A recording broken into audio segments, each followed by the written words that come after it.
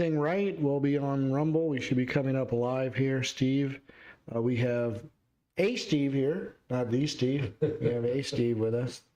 It's actually again, the B Steve, not the A Steve. The A Steve, this is the B game? Nah. The A Steve is kind of homesick. Right. Pray for his recovery, but the B Steve's here. That's good. And still trying to adjust the lighting and stuff for all this. Let me just see if I can bring this down a little bit. It's a reflection of my white hair. I can't even maybe that's, I don't know. That's why TV people either they gotta color their hair or put a lot of ink on the skull. I have a face made for radio. So here we are, we're live, Bible Logics, and just for people who might be joining us new here at Bible Logics, we just look at the Bible and we try to put verses together because the book is very connected. It's very connected in concepts and ideas and precepts. And so when you come to a verse or you come to a study or something, it's important to know what the Bible says in various areas. And it's important to know the character of God so that your interpretation can come together and combine with all those things. And so that's what we try to do here at Bible Logics. We don't throw our brain out. We try to use logic and the Bible to get the right concepts and ideas and theology that the Bible wants us to know. And we're here to help people shortcut what they could probably learn on their own over time. Listen, there's a lot of people on YouTube. There's a lot of information out there. But we think we try to do it right. Well, we know we do it right, and because we wouldn't do it at all, and I'm sure that's what everybody says, but they lie. We tell the truth. So that's what I like to say anyway. It's funny. So Steve's with us today, and Steve's been a longtime volunteer with us at Hope in Jesus Ministries. And so I'm going to have him share with you a little bit of his understanding, what he's been involved in with Hope in Jesus Ministries. And so if you'd like to go to openjesusministries.org and see what we're all about, feel free to do that. But Steve, why don't you just tell the people out there that might be listening to this about the ministry? Yes, I've been a volunteer probably for since 2011, let's say. Okay. We had a year and a half shutdown of COVID, unfortunately. But I was brought into it through from Pastor Tony through the Providence Rescue Mission originally. Yep. And I was finding a way, another way to express my love for what the Lord has done for me in my life through His redemption in the cross. Mm-hmm. So in doing so, I was willing to, in a penance kind of way, a little tutelage underneath Pastor Tony for especially all these years, and not teaching the class in the beginning, but really listening and taking a lot of notes, trying to understand what a volunteer would do in Hope in Jesus Ministry as in the prison. So the Learning to Live initiative had started in 2010, Pastor. When did it start? Yeah, that's 2010. Yep. Okay. Yep. So, anyways, there was I think 4 or 5 disciplines of subject books at that time to study and learn, and it has changed my life. And as so many people say that give of themselves or to volunteer, it seems that when you're teaching, it seems like you receive so much more in God's love and God's wisdom, and grace, and the love and respect that you see in the inmates who are actually sitting there and listening and hopefully learning and discussing. But Pastor Tony and I learn a lot from the inmates there who are very active, very engaging, and willing to learn what Jesus and His love is all about. It's been a great ministry for all of us that are there in Hope in Jesus Ministry, and I can't recommend it enough to look into this and to sign in. It's really changed my life in many ways as well. That was I was just thinking about it. It just popped in my class about how interesting the class was and how the guys were searching for truth and understanding the last class we had, because we're dealing, this subject, we're dealing with loss and grief. And so it's hard to grasp a concept of a loving God if you don't understand the logic of why we say there is a God and then why you should trust him, you know? And I think the questions were pretty lively and interactive. I know it was a little off topic, but I think necessary. I mean, you got to know what you're putting your hope in, right? If loss and grief is about moving forward and having some hope, then knowing what you put your hope in. I don't know. What were your thoughts? Yeah, some of them were certainly, when they were searching for the truth, they were searching for who is God. And if I am going to read this Bible, or I'm going to continue on this learning path, or this, or putting my faith in someone, let's say, and put all my trust or all my eggs in one basket, as I say, I've got to know this person. I've got to find out who God really is, and is God, in truth, is he full of logic and reason? Right. And then presenting that in understanding their questioning, they were really searching for is God real? Is there a God? The basic question. Yeah. So that was their first question. You know, the underpinnings of all our course, in many ways, is that they believe in God first, or they know, or at least they believe in God, and then they're willing to start to step forward, and not only acknowledge Him, but to develop a relationship with our Lord and finding out what He did and why God the Father sent the Son in the first place. But then trying to find out, well, is there a God? So then, is there a God the Father? So you kind of sometimes have to back all the way up to the beginning in order to go back again to learn to where we were in handling loss and grief. And I think we were at that point, and that was a good point to go back, especially due to their questioning. I think it was. Yeah, I mean, anytime someone is genuinely asking a question, I don't mind trying to answer it, and I think the question is, who made God, or where did God come from? And so, the Bible gives an answer that He's always been. He's always been eternal. And I think that's the only logical answer you could come up with if you want an answer. Because the reason I say that is because you're always going to say who made who or what made what. It's never ending until you get to a final causation. What would you call it? Not a final cause, but a being or substance that caused everything. They call it the origin. The origin of all things. Yeah, origin of everything. In other words, you need something to cause something. And that's the idea. And the Bible just says God always existed. He exists outside the reality we understand: time, space, and matter. These are the things we're in it, and so we can't see outside of that. And God says, I'm outside of those things, and I've always existed, which is, again, it's a weird concept, but I don't know what the alternative thinking is that could have made everything. I mean, I know there's alternatives, but it's the same principle as well. Where did that come from? Yeah, and we said that everything is, when you say here, it's like conditional upon something else, Right. So you can't have one thing without the other.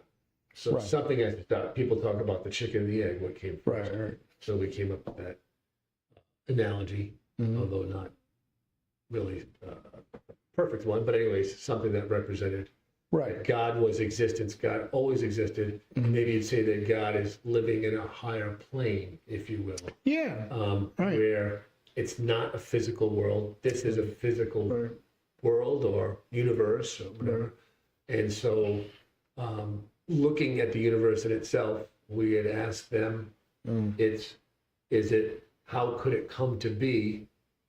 if it was in this form, if beings, if us alone were this intelligent, or we had the ability to understand through the creation how it exists, or we can map it, or we have laws, we have physics, and how this universe came to be intelligible to a certain Right. in a certain way from our perspective, from Earth. Right. So we have laws and gravity and all these different things, but it's an intelligible world. It's something that we can look that is full Right. of logic and reason and science, Right. all behind it. Right. It's not a happenstance. It's not something that even if it did come from it's designed. It has a design. It's engineered. It has Right. a design. Right. There's a intelligible being that put all this in play. Right.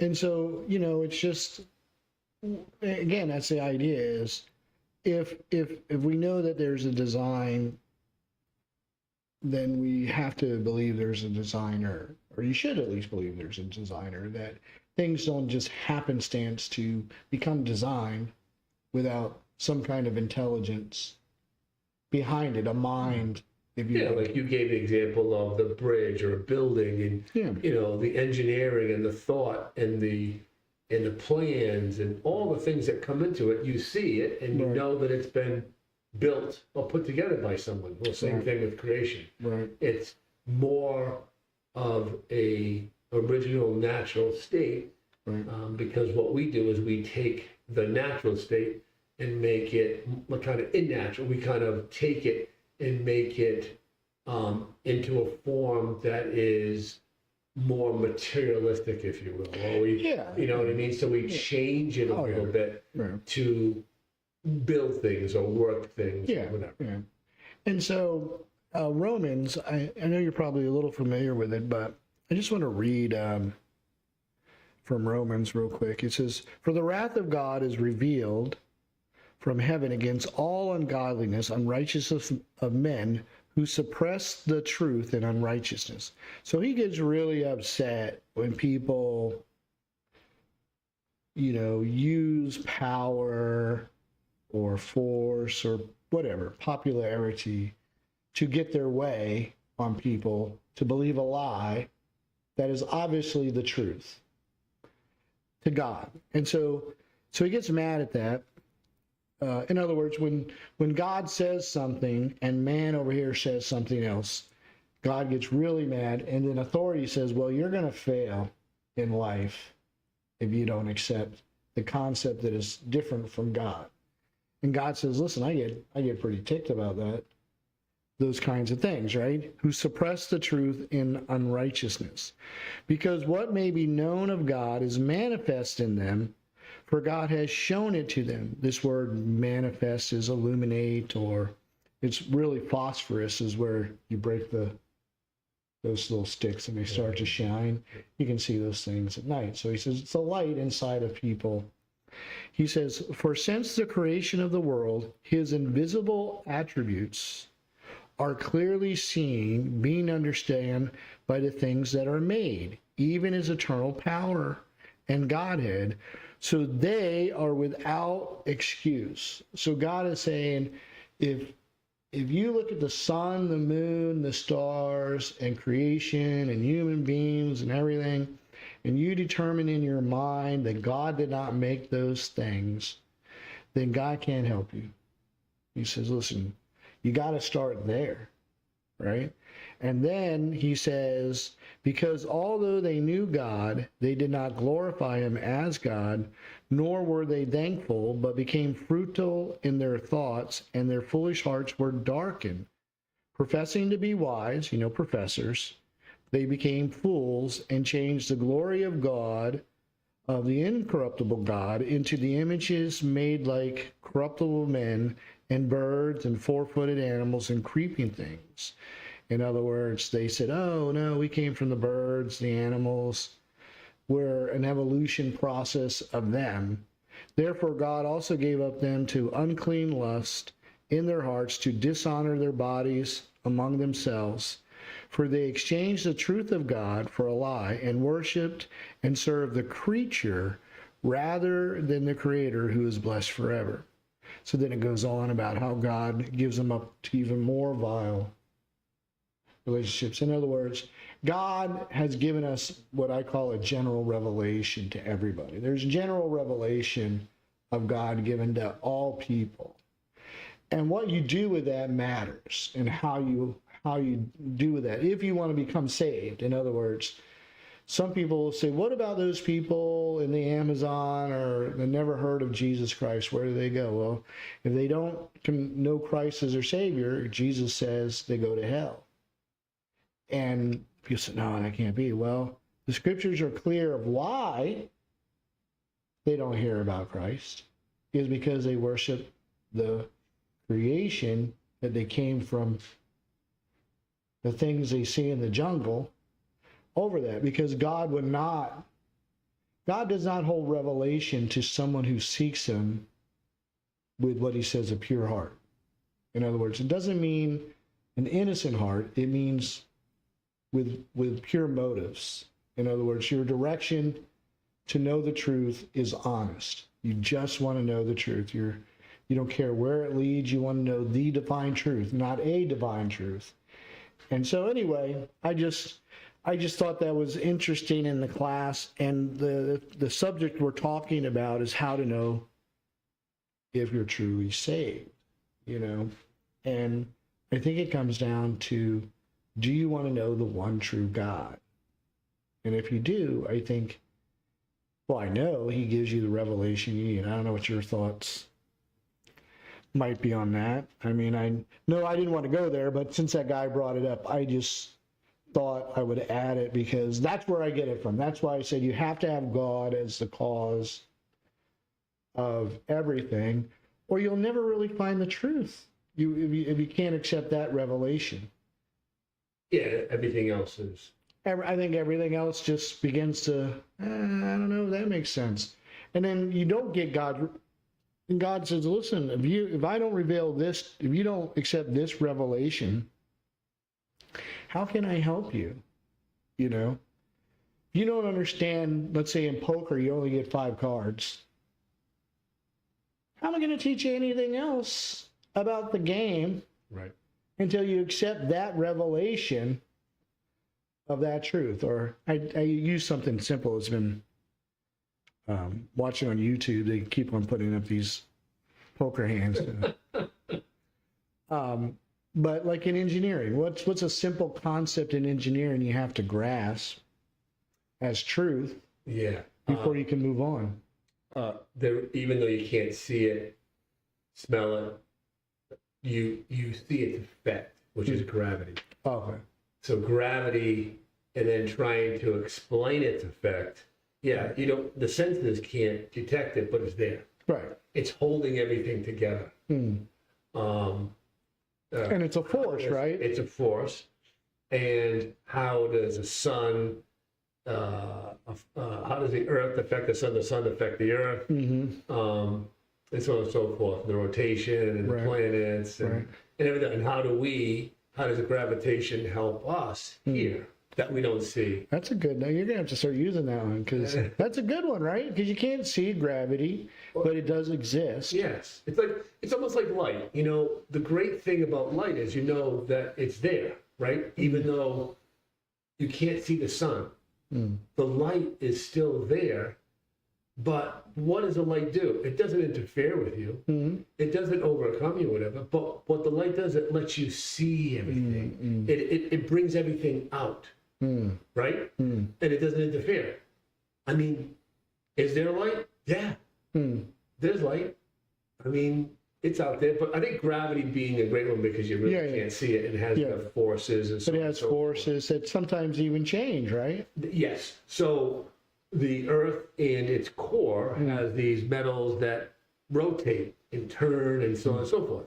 And that develops a special magnetic field, and it goes out around the earth, and it has an effect whereby it actually even filters the sun's rays so that only the best parts of the light and its radiation come through for the most part. So there's a big part to gravity, and so they tell you that you drop something, it's 9.8 meters per second squared in acceleration, and all these things. Then you'll learn about Newton's laws, and then you'll learn about force equals mass times acceleration. Right. Then you understand what mass is and acceleration. So they start to all blend in and go off the gravitation. But if you say gravity doesn't exist, you say, well, I can't help you be an engineer. I can't. Yeah, you can't. You become an engineer without knowing gravity Exactly, yeah. exists, and gravity is an important aspect Oh yeah. of the revelation of engineering.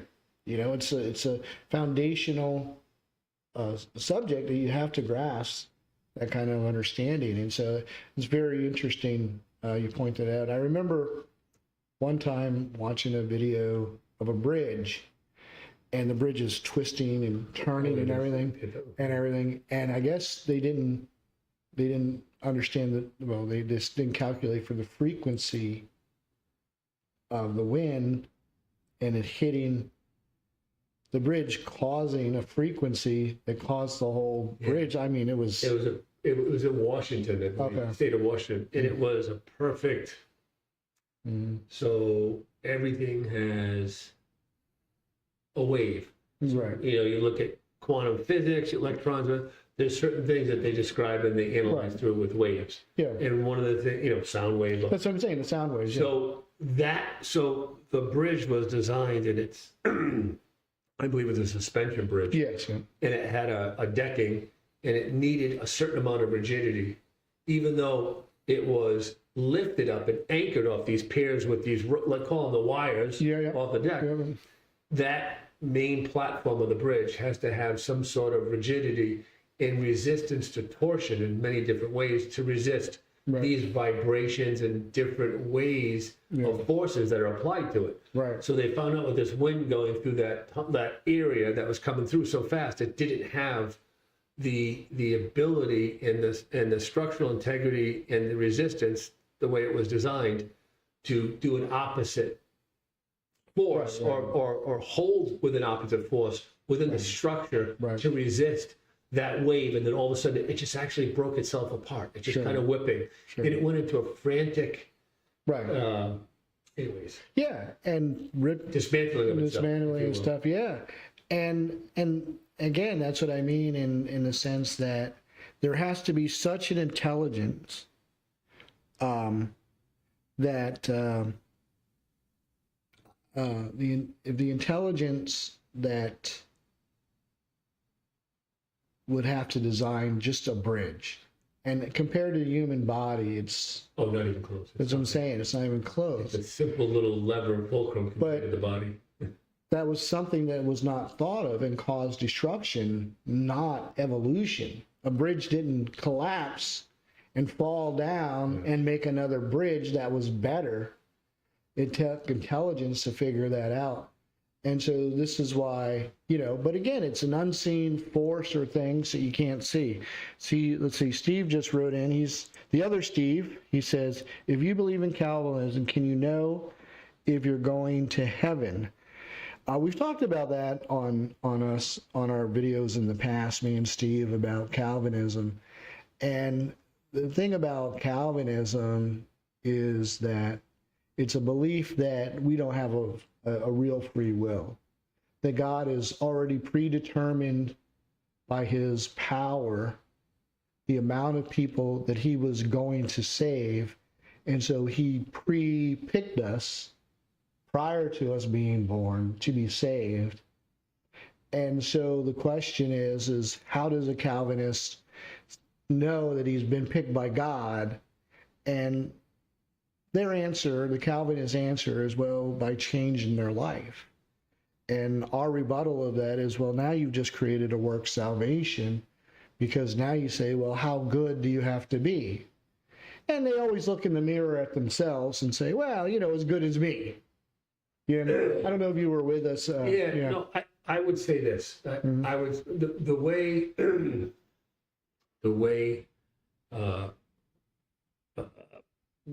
way in reading and fusing Jesus and and his teachings with Paul's and looking at everything, I would say, it's obviously not by works, but faith in and of itself, in a belief, then understanding what Jesus really did for you, that realization comes into your mind and heart. And if you really believe and you trust Jesus, it's a transformation that happens within people.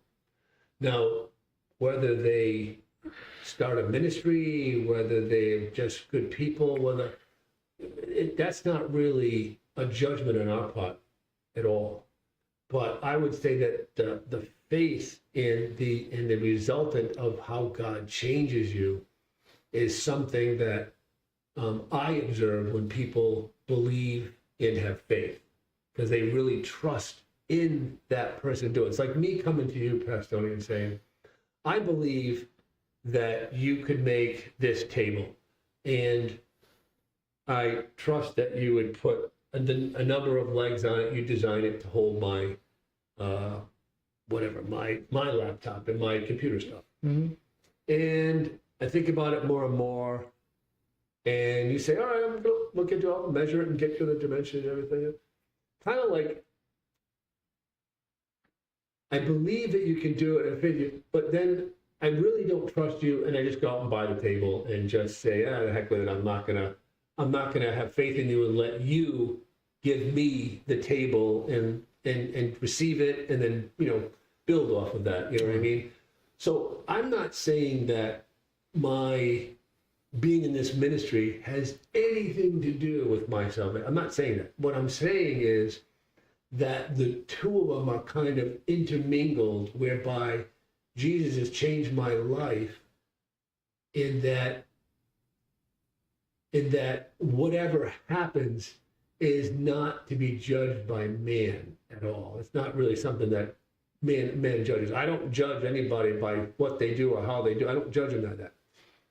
What I do know is that from my experience in talking to some other people and in listening to you and the other Christians that I know, having a faith and belief in Jesus and everything has really changed them, has changed their lives, has given them, for the temptations that we are put forth and in front of, not that we're immune to any of that, but it gives us that decking and that cross-member structure of decking, so that when the big temptations come, we have some resistance built into our decking to not get that wave of wind to come in and just fall over and just not even worry about anything, because we really believe and we have faith in what Jesus has done, what he's done for us, and how he's changed us. Now, that's not for me to decide, but the amount of faith and the amount of belief you have, but I do know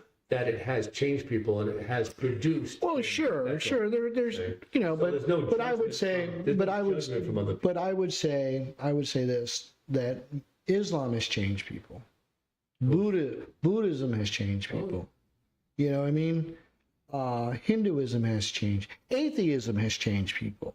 Yeah. In other words, there are good people in atheism, probably better than a lot of other Christians. There are probably better Muslims. So if our criteria of whether you're a truly Christian compared to maybe a faithful Christian is works, I would say that's the debate. Of course, if you're a faithful Christian, you will generate more appreciation for the salvation that you have. But in Hebrews, it's interesting. I don't know if we did it in our class or not, but let's take Hebrews chapter 11, because we know it's impossible to please God without faith, right? In Hebrews chapter 1, verse 6, it says, but without faith it is impossible to please God. For he who comes to God must believe that he is the rewarder of those who diligently seek him. So that's why I say, you got to truly want to know God. If you do, he will reward you with the revelation you need to be saved. Now the next question is what is faith? Now, faith is the substance of things hoped for, the evidence of things not seen. Now, a substance is something that can be tangible. And in the Hebrew and in the Greek, I believe this word has the idea of a contract, right? A confident or let's see, a setting under, meaning there is something that is written that you come under. So I just came up with this analogy that we are adopted sons of God. We become adopted sons of that. So let's say a very wealthy man, right, wants to adopt a child and is you know, down and out, whatever. And he says, listen, son, this is the guarantee. If you come and join my family and take my name, I will give you an inheritance of $10 million. Here it's written, do you want to become my son? And he takes that as a substance. So he trusts the man who offered him that great deal by grace to come and be a part and believe in him, that he would give him an inheritance. And yet the son goes out and lives a lifestyle that is not very good. He does all kinds of bad things. So the question is he still a son? Well, yeah, he's still a son because he didn't come, the father didn't accept him, and he didn't come to the father based on works that he would do or would not do. He just doesn't appreciate the gift like maybe another son over here does. Another son might appreciate the gift and try to get other sons to join the family where this son doesn't. But the substance in which that guy is trusting in is a contract. God says... Yeah, you're saying it's unconditional. Well, yeah, at that point it's unconditional. The condition was you have to believe in the condition that God says he loves the world, but the condition He is just believes in the promise. the promise that is What you're saying is he just believes in the promise. That's good. Right. Now, what he might miss out on is more of an inheritance. In other words, let's say there's another adopted son, right? And he joins, but the father makes an additional change to the contract to, okay, well, he's doing so well, I'm going to give him $12 million. That's good, son. So when I die, he'll get $12 million. Well, this guy, he's getting 10, he's going to be fine. But this guy's getting 12 because he was active, and then maybe another. You see that heaven is filled with rewards for people who serve God. But the point is this guy gets to go to heaven just as much. That's why Jesus told... He's living in the shack, you say? Well, yeah, I kind of make a joke like that, right? I kind of make a joke like that. But that's what God means, is the first shall be last and the last shall be first. That when he tells that parable of the guys who worked in the field all day. Oh, yeah. And the one guy came for an hour, says, you all get to heaven. And these guys were upset that this guy didn't have more good works or any good works, that he got the same as they did, and he just said, it's my grace. He came to Jesus at the end of his rope, on his deathbed, like the man. Yes, yeah. He came to his deathbed on the cross, and the other guy, he was young and lived with Christ the whole time, and all of a sudden it's like he gets the same deal. What the heck, man? Yeah, but the Jewish idea is there are people who are reprobate who should never get heaven. In other words, their works never measure up to their standard, right? And in Christianity, sometimes people can look at other people, right? And so how do you truly know if you're a Christian is different than knowing whether you're a good Christian. In other words, to know that you're a Christian has to be something of substance we can all hope in, that is unchangeable and pleases God. And that substance is believing in Christ and knowing God's character, knowing God's fruit. The fruit of the Spirit is not you, is God. God has peace with you. God has joy with you. God has patience with you. God has gentleness with you. God has mercy with you. That's the God you need to get to know, because that's the God who saved you. And once you know that God, I think it becomes much easier to serve a God who is always joyful with me, meaning he's not always happy with me, but he always has hope that I have potential. He's a father that I never had. Well, he's a father I never had. Yeah. You know, my father had no hope in me. Never cared, right? This father has hope in me always. At least that's what he tells me. That's what he shows me, that he has a hope. He has joy. He has gentleness. He has patience. But some Christians, I don't know, like in the Protestant churches, Steve, it's well, where's your fruit of the Spirit? What do you mean, where's my fruit of the Spirit? You mean I got to be loving, patient, kind, gentle, faithful, merciful, all these things? Yes. At once? Because it's one piece of fruit, right? And they say, yeah, that's how you know you're a true Christian. Okay, you first. Especially faithfulness, right? I don't know about you, but I don't feel like going to ministry all the time. You know, sometimes right? Not every day is correct. Well, that's what I'm saying. But the fruit is faithfulness, right? It's so Jesus says, who's the one that is more correct? Let's use the term. I'm paraphrasing the parable. Sure.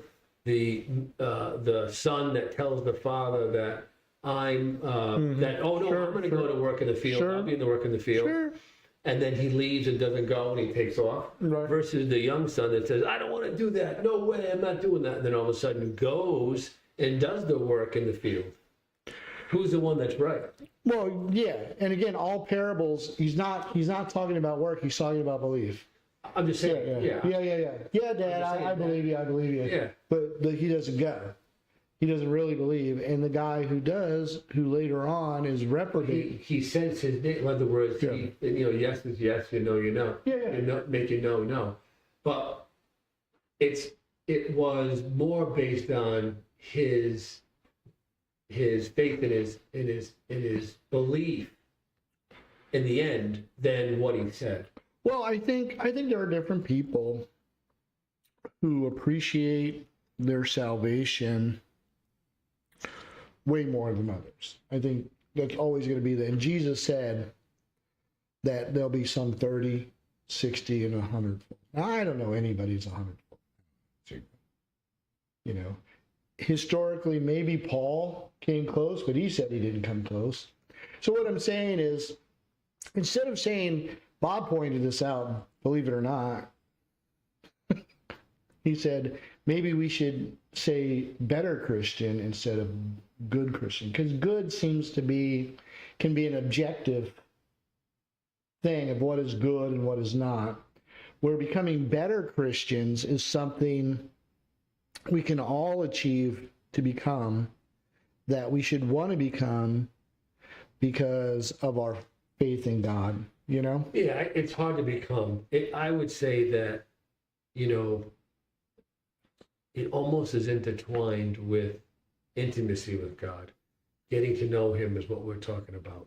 Believing in him, developing more of a relationship. Right. And then through that relationship and knowing what the redemption has done and who Jesus is and what he's done, that starts to develop more and more intimacy, more gratitude, more understanding. And then that is just fosters that relationship and ministry and serving and loving. It's what you just told me earlier. It's going to be his love, but then through me, his wisdom, and then through me, his knowledge and gift of understanding through me. So we're talking about the spirit of truth, the spirit of love, and how am I filled with that? And then how is that emitted? Because it seems like the more you want to receive and get to know him, the more he wants to give you so that you can give away. Well, yeah. Like the law of, Well, sure. the more you receive, the more you give away, the more you receive in developing intimacy with him. Right. Because it's really his love, his wisdom, what you Right. just said earlier. Right. That you're Yeah. really Yeah. translating through you. Right. It's not you. Right. It's your soul and spirit and mind. That's your personality. Right. But it's really. I mean, Right. He created everything. It's all his. It's everything is his. Sure. So Sure. in reality, Yeah. you're just taking his love and his knowledge, and you're actually just taking God in doing the multiplication of fishes and loaves. You're actually increasing godliness and more of himself, which is just more love, more wisdom, and more gift of understanding, so on and so forth. Well, again, I think, and those are all great things, and things, as a Christian, you should, strive for. But it's not the proof of your salvation. The proof of your salvation is your understanding of Christ and God and what they did for you on the cross, and confessing it and believing that in your heart. This is the belief that makes you a Christian. Now, to become a better Christian is everything you just said. That a better Christian, or someone striving to prove their faith to others, these are all good, because God says the prayers of a righteous man availeth much. In other words, there is power in doing righteousness under the name of Christ. There is no eternal power to do righteousness outside of the name of Christ. Like I said, Muslims do righteousness and everybody practices good. So that is not a proof of their salvation, of whether you do good. The Pharisees were blameless. Paul said, listen, I was blameless as a Pharisee. Jesus said, these are the most righteous living people on the planet. That is not proof of their salvation. What is proof of their salvation is acknowledgement of the Son. That God says, he who has the Son has life. He who has not the Son of God has not life. Everything else is an antichrist. So I just want people who may struggle with their sin, and we all do. We all struggle with sin. If you look in the mirror and you say you're perfect, you're lying. You're lying to yourself. And if you tell others that your works is what makes you saved and you can sleep at night, I have no idea how you look at yourself in the mirror, know how you failed, probably in just everything you did that day, and know that you will have doubts about your salvation, not your faithfulness, about your salvation, that hinders us spreading the good news that despite who we are, idiots, God is still faithful. Don't blame God for saving me just because I'm an idiot. In other words, that people can be saved despite themselves and go to heaven under the substance and knowledge of the Son.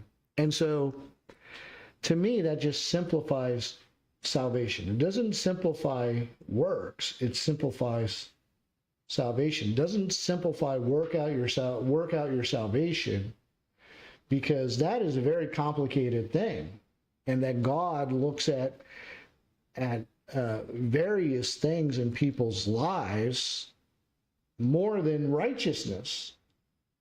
Because how can he pick David over Saul? How can he pick David over Saul? Well, David demonstrated faith or trust in God way more than Saul did, but Saul was much more righteous living than David. David lived a pretty unrighteous life that caused a lot of trouble. And then if you look at Solomon and so forth, a lot of people in the Bible. You know, I'm just glad that it wasn't all written by me. The Bible's like the Epstein files, man, that God released from heaven, right? And so I just find it interesting to know that. So I'll give you the final word here, Steve, and some final thoughts for people on to let them know your heart about salvation and Yeah, stuff.